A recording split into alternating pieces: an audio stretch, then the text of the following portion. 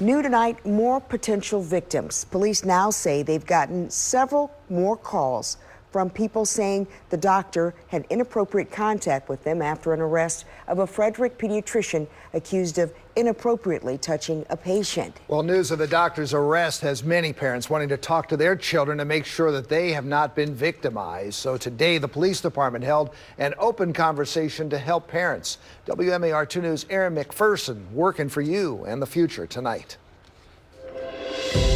This is a conversation that continues throughout their entire childhood. A conversation about safe and unsafe touch. No one is allowed to give you an unsafe touch. The topic sparked after a Frederick pediatrician was arrested. 68-year-old Ernesto Torres is accused of touching one of his patients inappropriately, and police say there could be more victims. Say no to a grown-up. The Frederick Police Department heard the concerns from parents in the community and decided to host this discussion. And I've had this conversation with my daughter, but I figured there's always ways and new things I can learn to speak of with her regarding this really touchy subject. Ruth Flores has a 12-year-old daughter and wants to make sure she's prepared for anything. I cannot imagine the regret that we would have if something were to happen to our child and we think, what if I had discussed this ahead of time? The biggest takeaway, to just start the conversation and establish boundaries. That's their personal space. Lori Edwards sat and listened to the tips from the Child Advocacy Center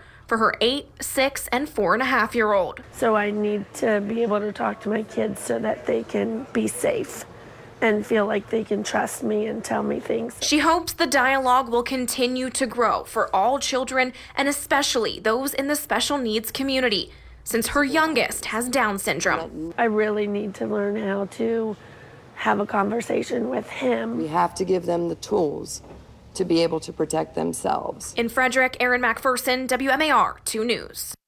And police are still investigating the accusations against the local pediatrician. So if you or your child are a victim, call police. And for tips on how you can talk with your own children, head over to WMAR2news.com.